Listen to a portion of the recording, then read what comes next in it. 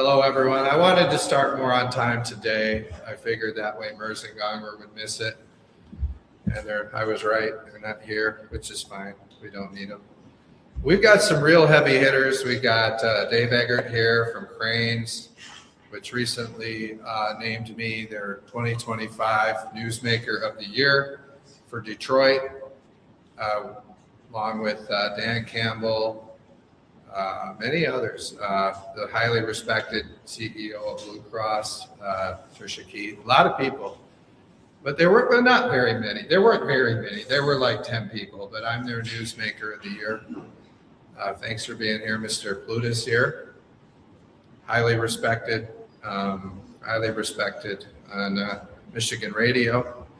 So we got a great group here today. Good to see you, Remington. It's a fantastic job you're doing across the state for Sinclair. Travers, great job you're doing in the Midwesterner. And it's a consensus position that I'm the Newsmaker of the Year. Everybody is acknowledging that. I will say though, we have not seen who the Midwesterner's Newsmaker of the Year is. And I know the anticipation is building. Cranes has showed their cards. Everybody is wondering what the Midwesterner is going to do. Oh, Mr. Solis, good to see you, sir. Great guy. Michigan Advance, highly respected. By the way, I don't know why the media doesn't believe the things I say, but if a Democrat says it, they print it. But I want to give credit to the Michigan Advance. They reported a story yesterday that, according to the fiscal experts, there will be potentially I believe it was $475 million shortfall in the general fund in 2020, that would be the 2028 budget. And we'll have to show them the tape, Jeff.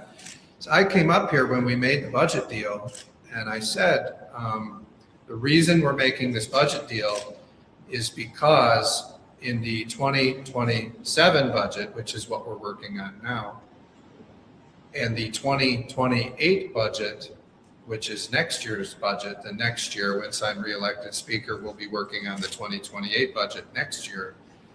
The deal we cut by doing no tax on tips, overtime, Social Security, by dedicating money away from the general fund and to roads, setting that higher priority. So instead of giving it to the politicians to spend it on waste, fraud, and abuse, we're dedicating that money to roads. What's happening because of those things, and by draining some of the Democrat slush funds in the first year, by doing that, we set up a framework where I've said this over and over. I said this the day that we did the deal. In year one, the budget is smaller than last year. We've already done that. The budget that we just did was smaller than the year before, the $81.5 billion budget. So this current budget that is in practice for that, I made this deal last year, at the end of September, is smaller than the year before. It's $81.5 billion. Now the experts say that's the first time, if you take out like depressions, like the Great Depression, and you take out major wars like World War II, this is the first year where the budget was smaller than the year before. Now what's happening is, because of the deal I made, this budget that we're working on now will have to be smaller than the year before. This will be year two. And then year three, 2028, the budget will again have to be smaller than the year before, year three. Now, the fiscal experts don't project out farther than that. So we were in my office working on a whiteboard when we did this deal, as we're old fashioned like that. We were running the numbers. And our people told me, they said, if you make this deal right now, go back in that room and make this deal with Gretchen Whitmer right now and have her call Brinks and tell Brinks to make the deal. Because if you make this deal right now, this is what's going to happen. And they showed me the whiteboard, and it said to the dollar, the same amount that came out in the correct estimate, which is we'd have to cut government by $800 million into the 2027 budget. Fast forward to the consensus revenue estimating conference. What do they say? We've got to cut $800 million from departments in this budget in order to balance the budget. Now, the second thing I said was not only would we have to cut in 2027, we have to cut again in 2028. Fast forward to yesterday. House Fiscal comes out. What do they say? $450 million in 2028. Now, in order to do that, we've got to first cut the $800 million this year, and then we've got to cut the $450 million the next year. Okay? This is a deal that all the legislative leaders made. We looked at this, we made the deal. Now, if the Democrats couldn't see past the pork we were dangling in front of them, then they made a bad deal. But the deal I made was not a one-year deal, it was a 3-year deal. And now you're seeing the revenue estimates come in. Democrats call it revenue shortfalls. But what it is it's giving more money back to the taxpayers through no tax on tip, overtime, and Social Security. It's setting better priorities for government, roads, and infrastructure instead of waste, fraud, and abuse. And what happens? We're forcing a conversation about cutting wasteful spending and making government more efficient. And that's what's happening. Now, Gretchen Whitmer came out with her budget. And by the way, I did a pretty good job of predicting what was going to be in there, didn't I? A lot of tax increases. Now they proposed, Democrats, Whitmer, $800 million in tax increases in order to address this budget shortfall that the politicians purposely created. So the Democrats and Whitmer are proposing $800 million in tax increases. And the Republicans are saying, no, we're going to cut $800 million of waste, fraud, and abuse, and we're going to make this budget more efficient. Government is going to have to live within its means, and we're going to, you think about it, that's about 1% of the budget, right? It's a $81.5 billion budget. We're talking about cutting $800 million of waste, fraud, and abuse. Who doesn't think we can cut 1% of government, especially after it's grown over 40% since Whitmer started? We can cut 1% of government. We can go through line by line, and we can cut the waste, fraud, and abuse, and we can balance this budget without raising any taxes. And that's exactly the deal that I'm going to make later this year. So let's save that tape. We're going to cut $800 million of waste, fraud, and abuse. And we aren't going to do any of these tax increases the governor proposed. The vape tax, we're not doing that. We're not doing a new cigarette tax. We're not taxing Zyn. They really want to tax Zyn for some reason. We're not doing that. We're not taxing internet gaming anymore. It's funny, they're proposing this 25 cent per bet, like Illinois. Has anyone been following the news today in Illinois and Indiana? So their proposal is this terrible tax that they came up with on internet gaming in Indiana, in Illinois, this terrible tax that they came up with in Illinois, which is 25 cents per bet. And if you look at the numbers, by the way, Illinois' internet gambling revenue isn't doing very well. And by the way, has anyone noticed that people aren't even doing internet gaming? They're going to these prediction markets, which probably they aren't taxed the same way. They're going to the prediction markets. And if you look at FanDuel and DraftKings stocks, they're actually the lowest they've been since the pandemic when all the sports were shut down. And the reason for that, by the way, is people are moving toward the prediction markets anyway. So raising the taxes on internet gaming isn't going to accomplish what the governor thinks it is. But you look at what Illinois is doing, right, with their bad tax policies, with their bad regulatory policies, with policies like this 25 cent per bet internet gaming. What's going on today? My friend Speaker Houston in Indiana and their great governor, Mike Braun, it appears they're going to land the new stadium for the Chicago Bears. So the Chicago Bears it appears, leaving Illinois and moving across the border to Indiana for their new stadium, a state that has much better tax and regulatory policies. And I mean, we all know, we've seen it, what a terrible job Illinois Governor Pritzker is doing. I think this is a very telling story of two different paths. You see Governor Pritzker with his tax policy, high taxes, high regulations, high cost of business, slow customer service from their economic development. And then you see Indiana. Indiana moves at the speed of business. Indiana has competitive tax policies. Indiana has competitive regulatory policies.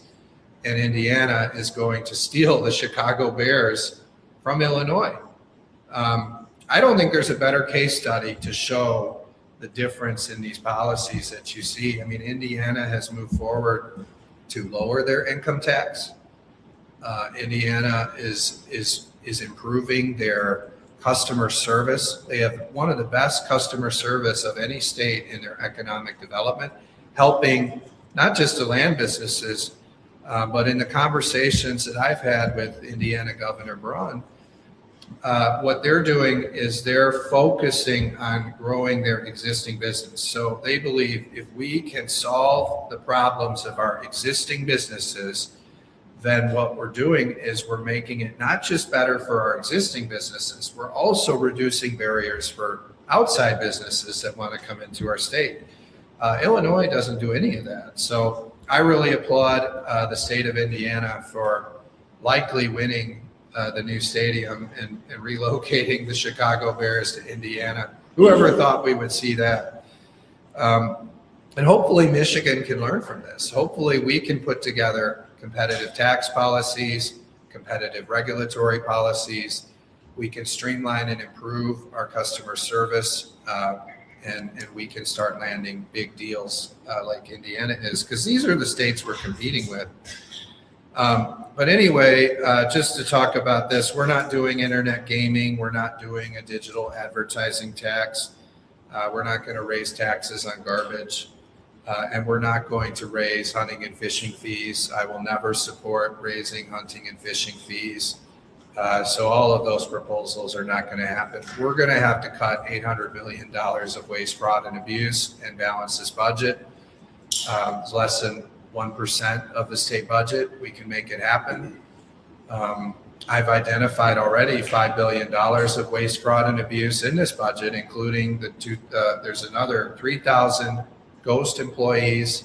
These are fake workers that they use to pad these programs. We've identified, as you've seen, over $10 billion of government slush funds.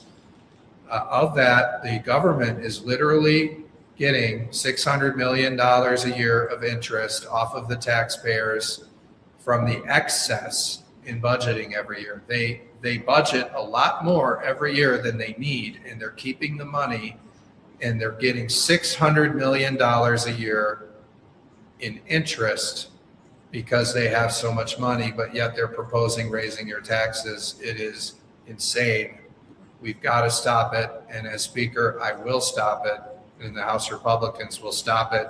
And we are going to get a more efficient, effective government by cutting the waste, fraud, and abuse and delivering for the second year in a row a smaller budget and a smaller state government than the year before. I did want to, I know there was a lot of anticipation about some of the recent awards that I'm getting, and I've just learned some more, which I won't get into today. But there's many more awards coming. But I did want to highlight one that I received since I saw you last. This is a very beautiful award from this is called the 2025 Economic Impact Award from the Michigan Bankers Association. Now, we didn't get any good pictures of my sledgehammer, so I'm gonna stand a little bit to the right and hold it, and then I'll come back. But look at this. Look at this beautiful award. Look at this. Ready? All right, we got it. All right. Last time I didn't pause. I don't know if you could get the picture from that angle, but I know, as well, it's right there. The school groups have been looking at it. We left it there for all the school groups, so they can come over, and we probably should put a rope around it. We don't want the school groups, we don't want the kids actually picking up the sledgehammer. I'm not sure the Capitol Commission would like that, but by the way, Terry Land's doing a great job. I appointed her to the Capitol Commission. The Capitol Commission is working better than it ever has. But anyway, Terry will call me and say, Matt, we don't want the kids playing with the sledgehammer. So we're going to have to put like a case around it or something. But anyway, the Economic Impact Award from the Michigan Bankers, 2025. I asked them, I said, why did you give me this award? And they said, there's too many reasons to list. Obviously, the sick leave and the tip credit, we saved the restaurant industry. We protected tip workers. We really, with the paid sick leave, we protected paid sick leave for Michigan workers, and we ensured that they created jobs, that they existed. I mean, what's the point of having paid sick leave if there are no jobs? So we found that balance. We delivered a smaller budget than last year. We gave them no tax on tips, overtime, Social Security. We delivered record funding in education. We were very successful. And by the way, the media won't say this. I read the Bridge story. It's probably why Bridge isn't here, because after writing that story, they probably didn't want to be here to face me. But they talked about all of the promises that Gretchen Whitmer made in her last State of the State. And I give them credit. It's pretty hard not to say that I had something to do with the Hall Ethics, Accountability, and Transparency Plan. So they had to say that I helped with that. I literally was at the White House with Gretchen Whitmer, so they kind of had to give me credit for Selfridge, because I was there, and I've been very involved in lighting and landing a new fighter mission for Michigan with President Trump and Governor Whitmer. But they didn't say anything about the roads. The roads never would have happened without me as Speaker and without the House Republicans. Well, fortunately, the bankers know that. And when you're talking about economic impact, and I'm now the 2025 Economic Impact Award winner, probably the biggest economic impact of anything we did was the roads deal. That's going to protect tens of thousands of jobs and create jobs in Michigan. I looked at the numbers on that, and this was bigger than any economic development deal that Governor Whitmer has proposed spending hundreds of millions of dollars or billions of dollars on. We were going to lose, it was tens of thousands of Michigan workers, and instead we've added, I think it's 10 or 15,000 new jobs in construction. And we're not done yet. There's still more work to do on putting money into roads, but we literally saved this industry. And that's why I've received the 2025 Economic Impact Award. So even though Bridge forgot that I was the driver of that, at least the bankers know. And that's why I'm the Economic Impact Award winner. But remember what Governor Whitmer said. I've never worked with a legislative leader that had the guts and the brains to put together a roads plan and move it through the chamber. Hopefully she says that again in her State of the State. You think she will? I bet she will. So nobody at Governor Whitmer, and that includes the Democrats. Remember, they had a Democrat trifecta. They did nothing on roads. They spent a $9 billion surplus, the Democrats, when they controlled everything, and they did nothing on roads. And Mike Duggan is right. When the Democrat trifecta existed, they did nothing. They accomplished nothing. I mean, we saw them holding up the education budget over their transgender agenda. Fortunately, that was solved. But I remember that was going on for a long time, where these Democrats were blocking the education budget over the transgender agenda, and Mike Duggan called them out. But he's right. They did nothing on roads. They did nothing on the literacy problem. They did nothing on affordability. it was dysfunctional. I mean, remember Speaker Tate's number one priority, the land value tax. He couldn't get that done. His own members blocked it. And that was a disaster. So really, they talk about housing affordability. The Democrats did nothing on a housing affordability. Remember, some of these bills that Joe Aragona introduced they could have passed this during their Democrat control of government. They didn't. They did nothing for housing affordability. Fortunately, Joe Aragona has reintroduced these bills, and now we're working on some of the regulatory changes needed to lower housing costs in Michigan. It's interesting. Some of the studies say it's like $95,000 of the cost of a new home is regulations. And so what Joe Aragona is doing with his announcement this week with House Republicans is we're working to eliminate some of those regulations. That's how you lower the cost of housing, is through better regulations. Do you remember the Democrats proposed some really crazy regulations to housing that were going to raise the cost even more? And there was so much outrage that got shelved for a while.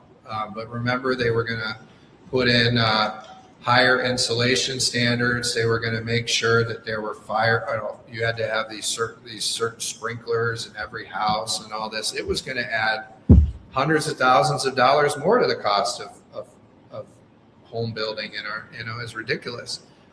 Probably tens of thousands of dollars of cost to a new home with all those new regulations by going to different home building standards. And that's been blocked for now. But what the Democrat philosophy is on home building is their philosophy is we're going to put more regulations on, continue to increase the cost through regulations, and then we're going to spend your tax dollars to lower the cost. So they raise the cost of a new home by $95,000 with regulations, and then they offer incentives to developers to lower that cost. Maybe they offer them $50,000 subsidy to lower that cost. We could just work on the regulatory framework. In addition to that, I think that part of lowering the cost of housing, we really can work on property taxes. And that's something that I and the House Republicans intend to do. I put this forward for 2026 as a top priority. And I'm appreciative now that the Ultimate Lansing insider, Sarah Anthony, has a proposal. It's not a very good proposal, but it's a start. You guys try to get her to explain to you this tax credit in 30 seconds. It's not easy. It's a very complicated tax credit, but it's a start. And then Governor Whitmer has now come to the table with a property tax proposal, which would lower property taxes for some seniors. I see that as a positive development too. So by me putting property taxes forward as an issue, I'm continuing to demonstrate how I am the newsmaker of the year, because what we're doing is I'm putting property tax forward. Then the Senate Democrats put a plan on the table. Then the governor puts a plan on the table. I would like to go further. I believe we need broader relief. I would like to see us eliminate the state education tax, those 6 mills. I think that would save the average homeowner about $900 a year. I think that we need to eliminate the rest of the personal property tax. You talk to small businesses, one of their biggest costs is this personal property tax. And what that does is if you invest, so, it makes sense. We want our small businesses investing in their businesses, buying new equipment that's good for the economy. We want them renovating. We want them growing their businesses, okay? But when you have a tax, that every time they make an investment in their business, it raises their taxes considerably, their property taxes. That discourages growth and investment. That, right? I mean, a small business is looking at this saying, I'm not going to expand this year because my taxes are going to go up. Okay. Now, the Governor Snyder and the legislature understood the impact that this had on manufacturing. And so they got rid of the personal property tax on manufacturing. But this personal property tax that punishes growth and investment is still in existence for our small businesses and for our utilities.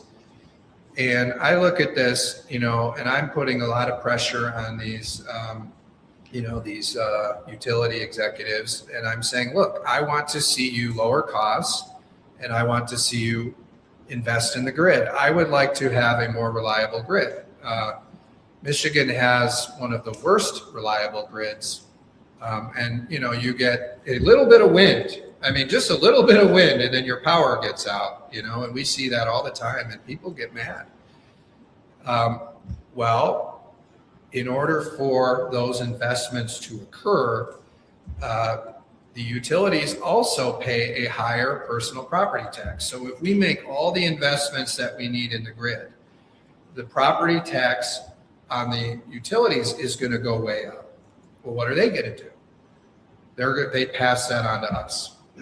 And our utility bills go up because the property taxes are going up. So if we get rid of the personal property tax, we're going to encourage innovation and investment and growth in our small business. We're also going to give a major incentive for more innovation and investment in our grid, in our energy grid. And we need that. We need a much more reliable, robust energy grid. We need those investments.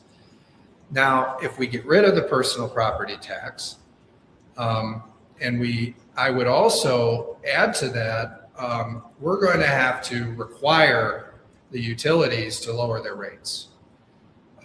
And so I would not go forward with eliminating the personal property tax without also mandating at least $1 billion rollback in our energy bills. Because you can't take away the cost, push them toward investment, and then not see a major reduction in our utility bills.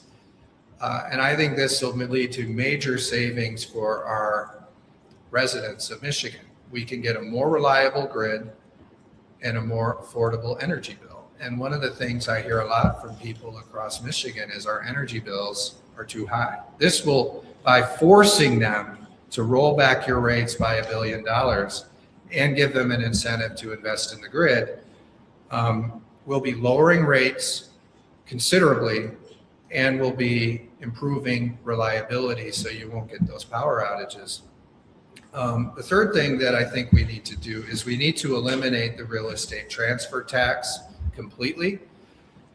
This is a cost that goes into, I would say it goes into, you sell your house or you buy a house and you get this big tax on your house. And it's about, I want to say it's about $400 million a year, might be a little more, might be 450 that the state collects from this. But ultimately, when we're talking about affordability of housing. So a few years ago, this rogue MISHDA director was kind of floating, raising the real estate transfer tax in order to pay for more affordable housing. So her plan was, let's raise the real estate transfer tax, and then let's collect all this money from raising the real estate transfer tax, and then let's use it to pay off developers to make affordable housing. Okay, that is so backwards. So you're raising the cost of buying and selling property in order to make developers make houses cheaper. Do you get what I'm saying? Like, why would you raise taxes on people buying and selling real estate, making their property cost more, putting it into some pot to make housing more affordable for developers to develop. That doesn't make sense. So fortunately, I blocked that, and they kind of went away with that. That proposal went away. And I don't think Governor Whitmer ever agreed with that proposal, but you guys would have to ask her. So now what I'm proposing is we need to get rid of the real estate transfer tax altogether. There shouldn't be a penalty for buying and selling real estate. We shouldn't do that. That will help lower the cost considerably. That will lower closing costs. I mean, you talk to people and they say, let's say closing costs are like $15,000 on the average home, $10,000 to $15,000 on the average home. You're talking about $2,000 or $3,000 of that are on the average home is your real estate transfer tax. If you get rid of that real estate transfer tax, you're lowering that barrier to buying a new home. I think that's really important. While I think the governor's proposal on the property taxes, I'm happy she put a proposal forward. There's some downsides to her proposal. Okay, so when we're talking about the cost of housing, one of the challenges we have is that there's not enough supply. There's not enough homes on the market that people are trying to sell. The fewer homes on the market, the higher the price. So what the governor's proposing, and then you've got a group of seniors. These are seniors. They're living in their homes. Probably in many cases, they've had these homes for decades. In many cases, these homes are much bigger than what they need. Now, what I would propose is eliminating the pop-up tax. Okay.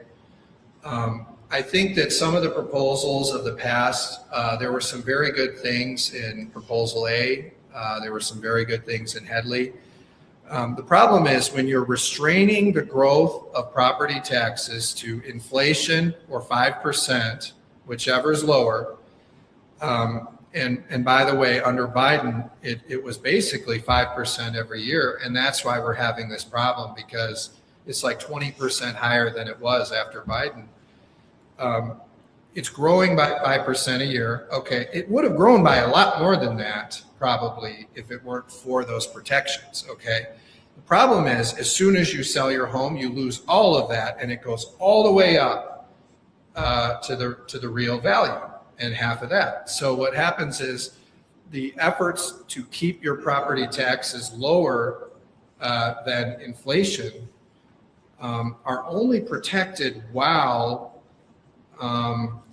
you own that home. Once you sell that home, then it goes all the way back up and you don't have those protections. And so if you go back to say 1990 and you look at what's happened since then, these reforms worked for a few years, but once they sold their homes and then sold them again, it essentially has no effect over time. Everyone is up at that higher level. That's why states like Florida have looked at this and said, we need to get rid of this pop-up tax so that there's a way to, you have that base value and it doesn't go way up when you sell it. The effect of that is seniors, if they want to buy a smaller home, they can't because their property tax will go up. I mean, say they bought this house in the 1990s and then they sell it and they want to move into a much smaller house. In most cases, the property taxes they'll be paying are higher in the smaller house, so they don't sell their homes. So if we get rid of this prop-up tax, what will happen is there'll be an incentive for them to sell their homes, to move into smaller homes, which will create demand there. But also there'll be a freeing up of all these other homes that people can buy. It'll increase the supply. You contrast that with the governor's plan. The governor's plan is really to give more tax incentive for those seniors to stay in the homes they're in. Okay, and I think that's very good to lower the cost, the property taxes cost for seniors. I think that's good. But by doing it this way, you're incentivizing those seniors to stay in their existing homes. That really works with the philosophy of, okay, we're going to keep the seniors in these homes, and then we're going to pay developers to build affordable housing with your tax dollars. Okay, that's not the model. We get the seniors, we give, they have an incentive to move into homes that work for them, and then families can start, we're moving into the homes the seniors have, and we're increasing the housing supply, we're increasing more demand. And by doing it that way, we can really begin to increase supply and lower costs of homes, and we can make it more affordable for people to buy and sell homes. We can make it more, and if you do that, what you're going to see is the property value, the price of these homes are going to go down. So we need less regulations, we need a better tax structure, and we need to come up with a better way to incentivize a bigger supply of homes. So if we do that, I think you'll see a much better outcome, and you won't have to spend hundreds of millions of taxpayer dollars to subsidize all these homes that essentially the government have made unaffordable. And that's why, while I applaud Whitmer for putting a proposal forward, I don't agree with this because it has a negative consequence of really giving those seniors an incentive not to sell their homes and move into smaller homes, which by eliminating the pop-up tax, we would actually encourage that. And really, if you're a senior, you should live, a lot of seniors want to live in homes that are like one level, so they don't have to walk up and down stairs and into the basement. As you get older, there's a lot of people want a smaller home, they just can't afford it. So we're going to be introducing bills to do all of these things very soon. And we'll be working on a way to do that I think will be a net tax cut, but it'll be mostly revenue neutral. I think you'll see it be a net tax cut, but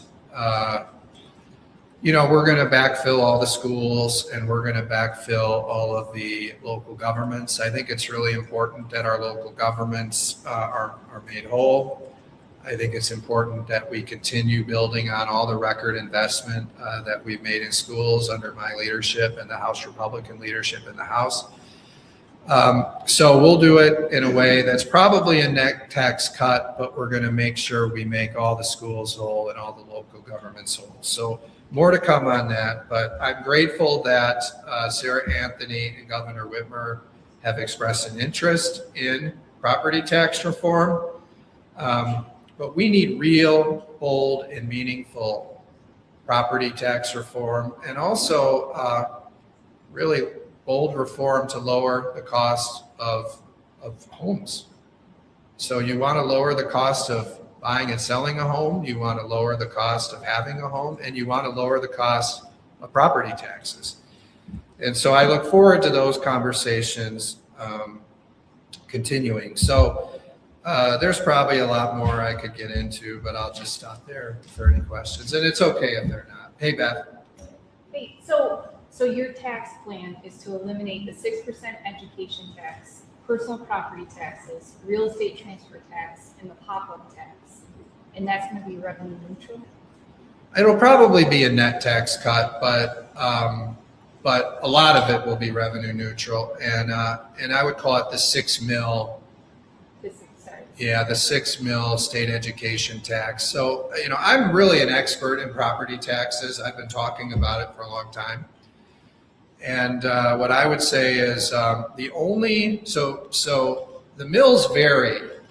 The mills vary a lot from city to city and from township to township.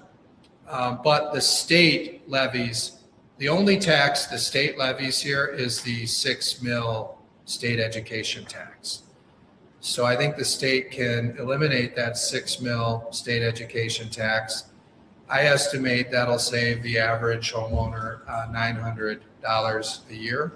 Because it, 6 mills on your property, it depends on the property value, but assume roughly 150,000 is the average taxable value.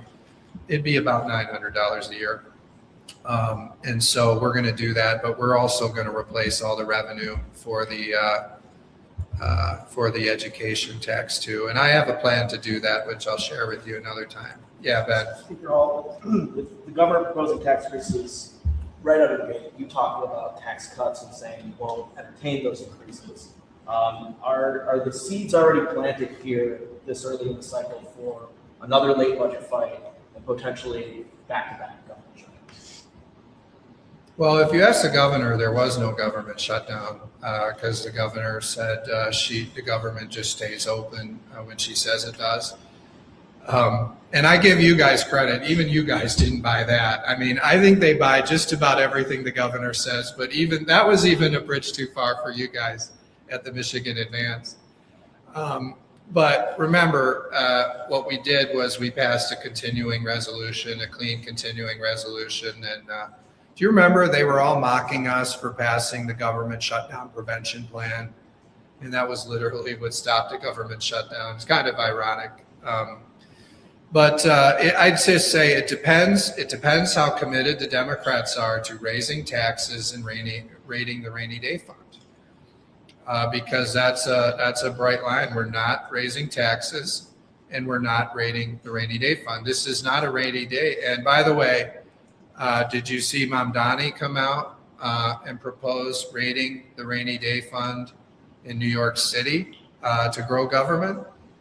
Now Gretchen Whitmer is proposing that, and we cannot do that. This is not an economic downturn. This is not a depression.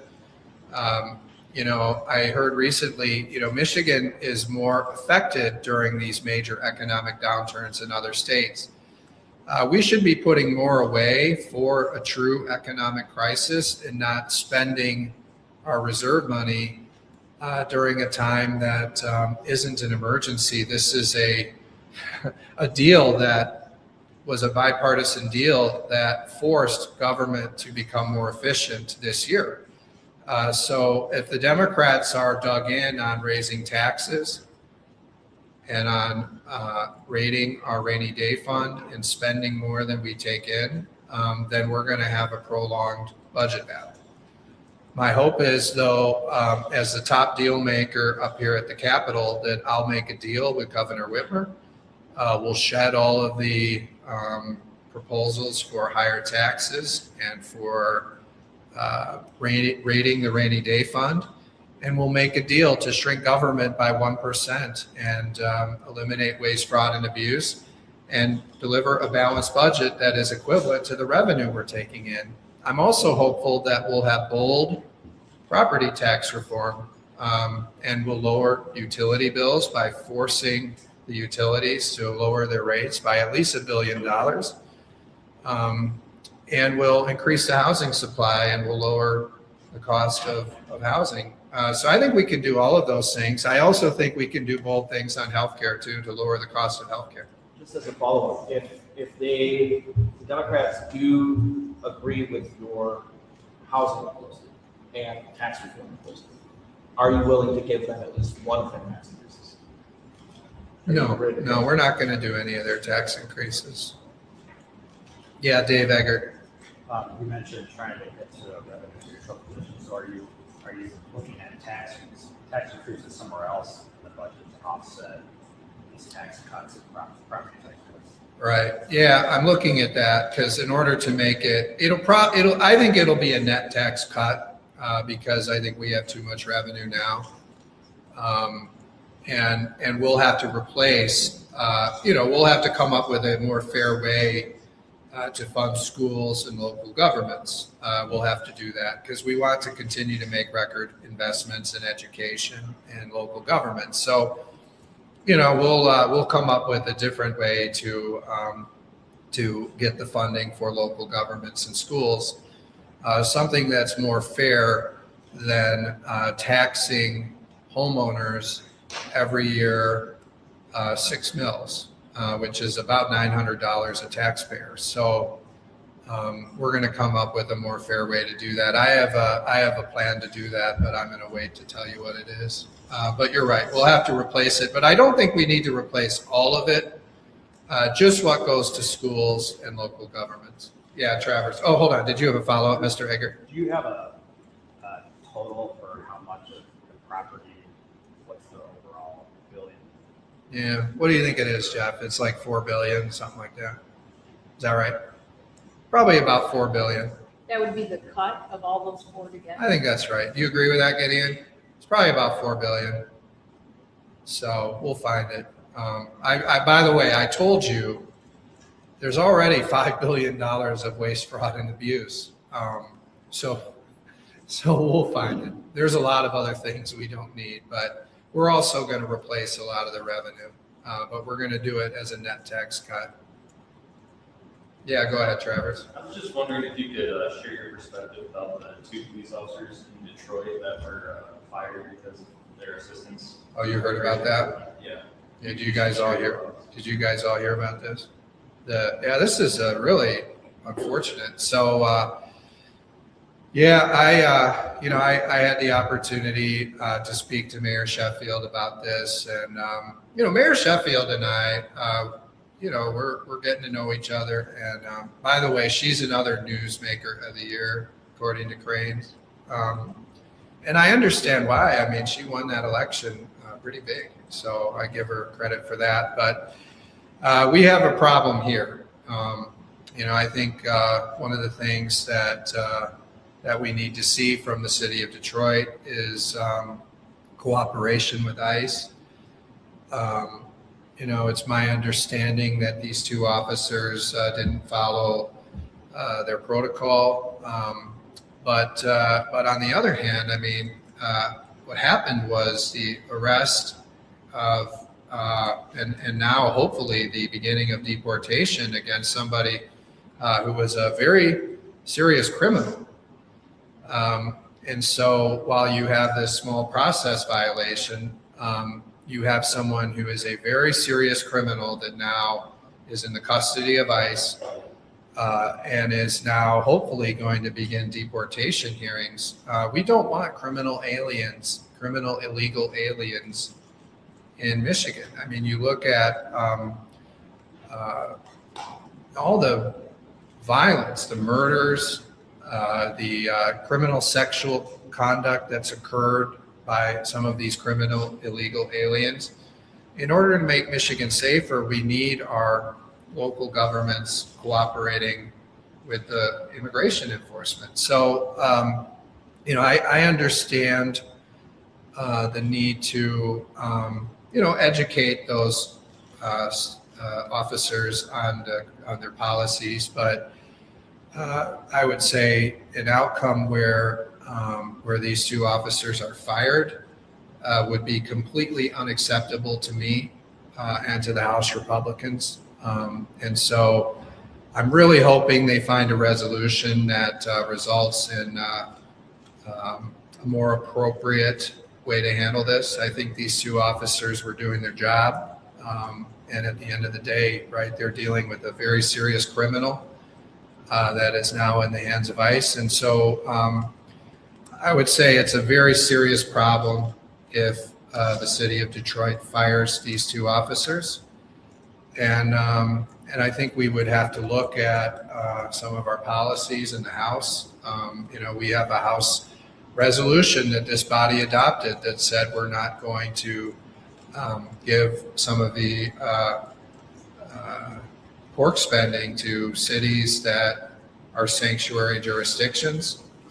And so we'd have to look at this very carefully as we evaluate a policy where police officers are fired for calling ICE and how that worked with our policy that said we will not give this additional funding to these sanctuary jurisdictions. We'd have to look at that very carefully. I also know this is a major concern that I have, and that firing these 2 officers would be unacceptable to me.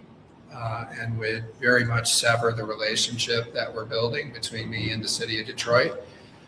So I'm very hopeful that they make the right decision and find a more appropriate way to deal with this violation of their policy, something that will result in the officers learning, learn their policy, understand the reasons for their policy. But to fire these two officers would be completely unacceptable and would really damage the relationship I'm trying to build with the city, with their new leadership. So I'm hopeful they'll make the right decision. Yeah, go ahead. What are your thoughts on Governor Whitmer going to do next? On what? Governor Whitmer going to do next? I don't have any thoughts on that. No. Yeah, in the back.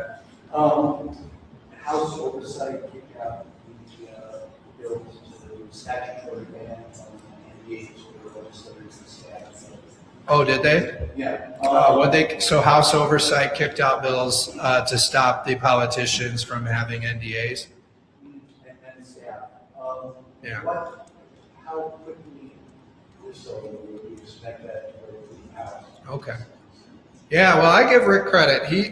That's Rick, you know things I don't even know. Isn't it? It's like you're in the room, with us, but I don't know. You must have a source like watching House TV. Now I'm working on fixing House TV, by the way. Most of the House TV users are us at the Capitol, and I'd like to get closed captioning. I think that would be really good if we had closed captioning. And I don't know if you see this screen they have, but it's like 90% blue, and it's like these are the meetings today. And then right in the left side, it's like 10% of the screen they fit. It's like the quad box.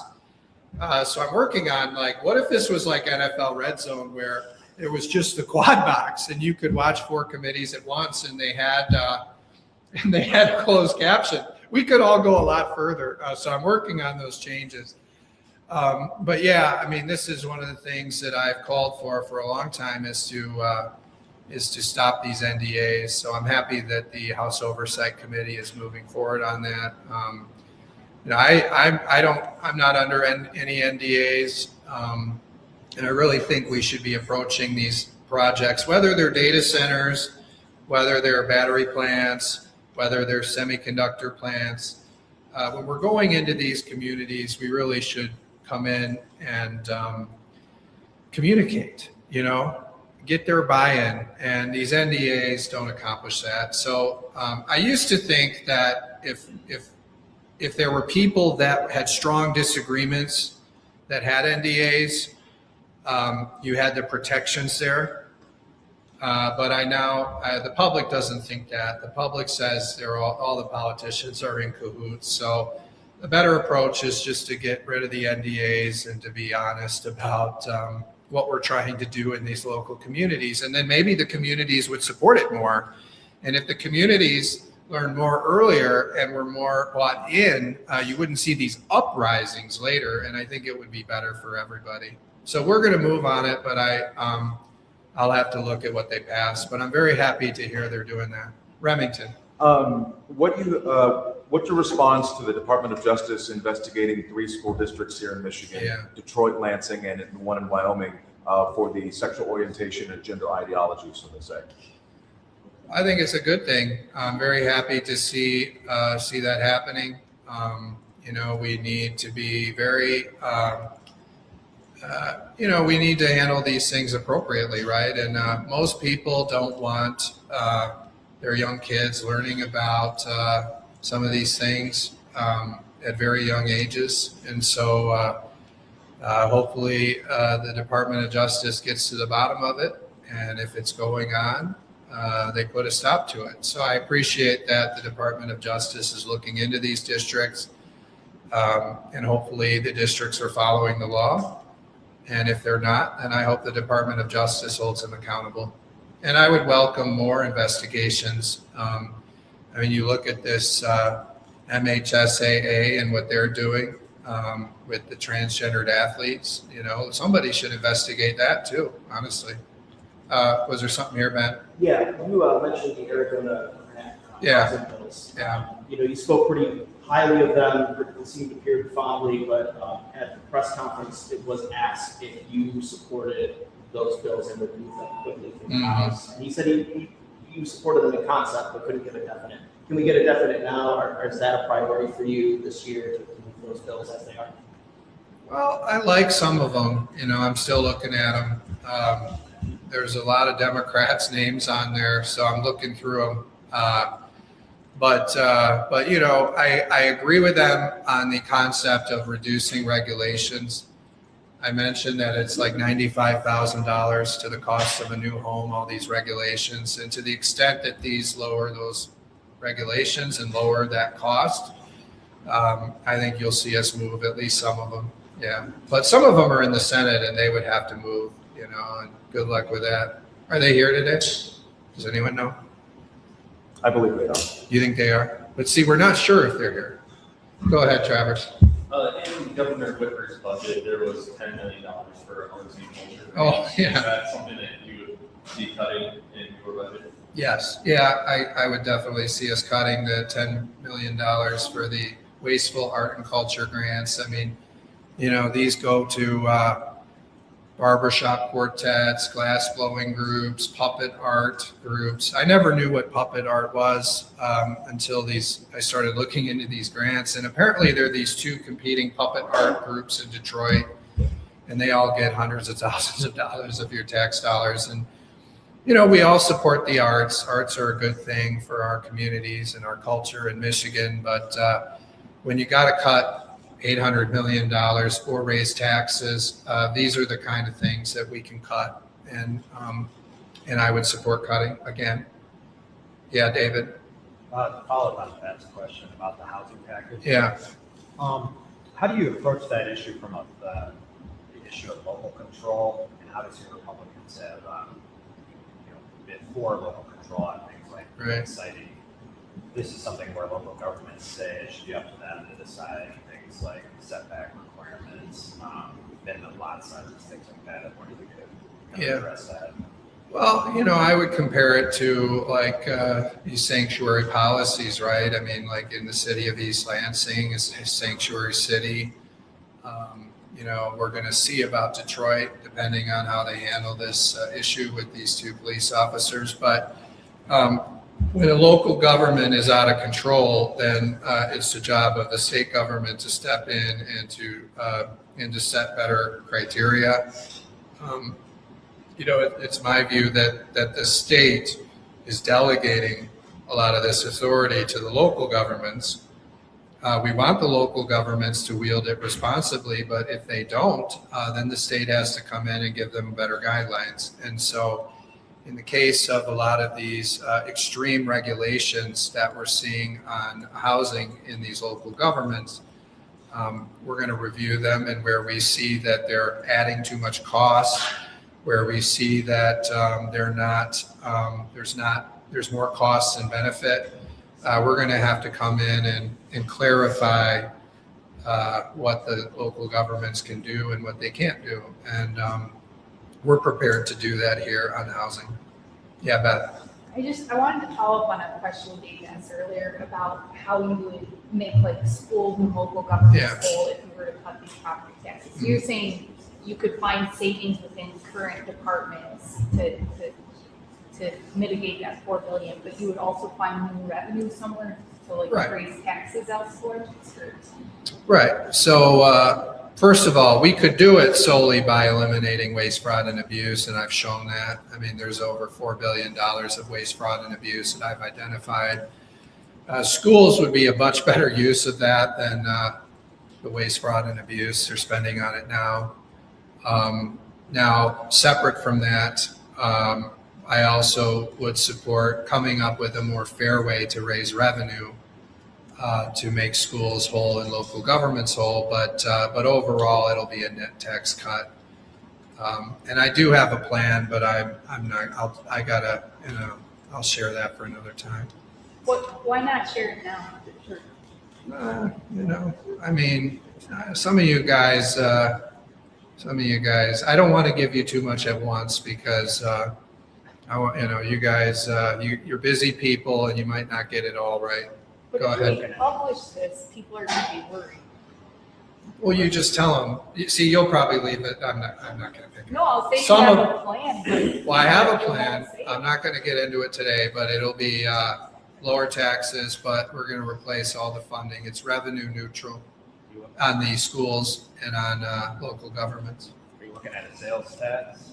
Just, you mentioned school, it's obviously a big way that they're. Oh, you could do that. You could. There's a lot of ways you could do it. Yeah.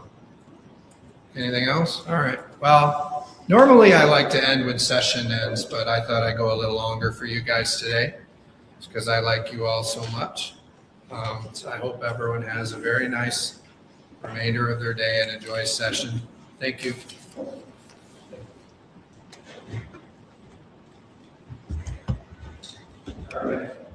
I do not have peace in my heart.